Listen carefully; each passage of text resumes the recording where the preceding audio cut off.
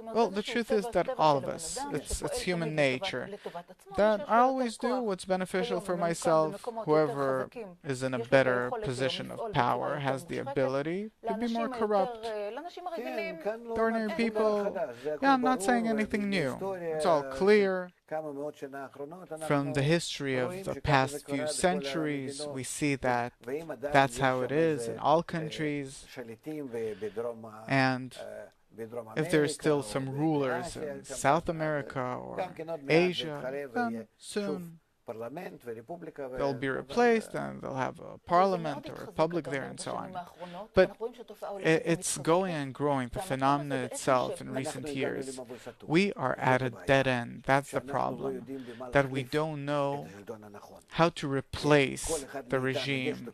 What's the right kind of regime? And even though that each one of us has inside of him some kind of a depiction of the kind of country that we should have, what is a good, correct, clean kind of country, corrected country. But no one knows, neither the people nor the rulers, even though that they all think that they do know how to do it, no one knows how to do it.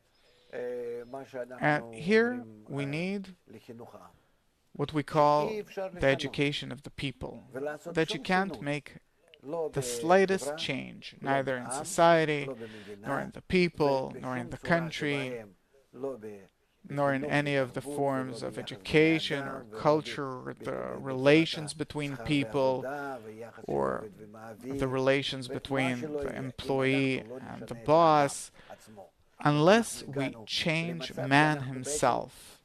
Meaning we reached a state where we did everything we could. We exhausted everything we had. And we tried to work with our ego in different ways. And all in all, we have no further way to work with it, but only to start correcting itself. Meaning not that I correct the world, the government, the environment, the something, but I have to correct myself. And if I correct myself, then as a result, society will become corrected, and the government, and the country, and everything. What's the relation, the connection between correcting myself and corruption? This I don't get. Because it all depends on the person. If in the past we had no corruption because everything belonged to the king and he was allowed to do whatever he wants, afterwards there was corruption that is somehow agreed upon among the leaders, the great ones, and we, the little ones. You know, they're big officers having big positions in the government, so I'm not asking about that. They're bourgeois, and I'm a simple person, little simple person. So, but now that we say that everyone's equal, so if a person is in some kind of a position and he has to make a living from that position and he has to function in that position, so he deserves to receive such and such a salary. But he uses his position for his own benefit. That's called corruption. What does it cause in our society? Because there's actually something that we're exerting against our society. We're as if introducing a kind of disease into our society. We can't do it any other way. We want for our benefit and we harm others. It doesn't work because man is made that way. That's his nature. Until we change human nature, it'll continue this way. Meaning, we can't set a different kind of connection between us now, which we call government, society, politics. It won't help. Everyone's yelling, I'll do it, who are you to do it? You're an egoist just like everyone else. You'll do the same, maybe a bit differently. And especially you'll come to power in order to steal like everyone else. We see this, we're already experienced in the field, meaning we have no other advice left, but instead of correcting our relations, to first of all correct man, and then our relations will change. If a corrected person would be in power, he wouldn't be corrupt. How could it influence him? How could it affect him? And for him, the main thing is to see the country, the people in a corrected manner. If he has a superior idea exalted idea beyond any of his personal values? How could it be that he'll be in pursuit of money or honor? Tell me. What will he pursue? The upper idea. What is the upper idea?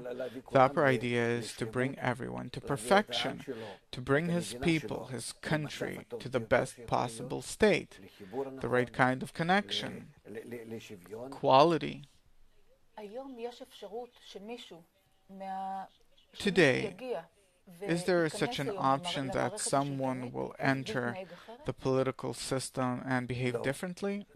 No. For this, he has to be a corrected person. For his ego to be corrected. That instead of having a desire to take everything for my own benefit, to have a desire to bestow to others. Meaning what? Meaning to know what the others need and to want to fulfill them with everything possible. And then, according to that desire, you create circumstances for him, a place from where he can bestow to others, and then you have grading.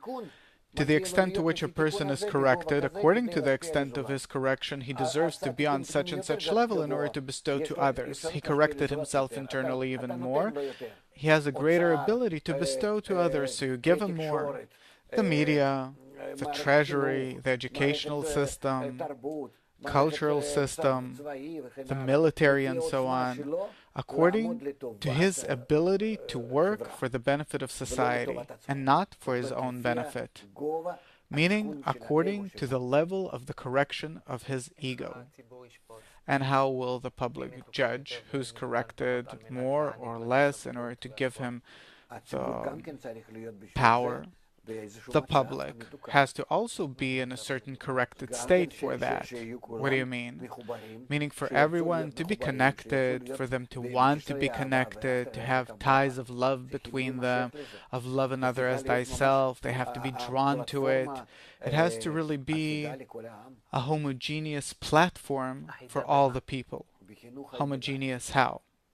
In integral education, in the wisdom of connection. So you're saying that there can be an uncorrupted regime. Yes, but after the correction, and we're getting there.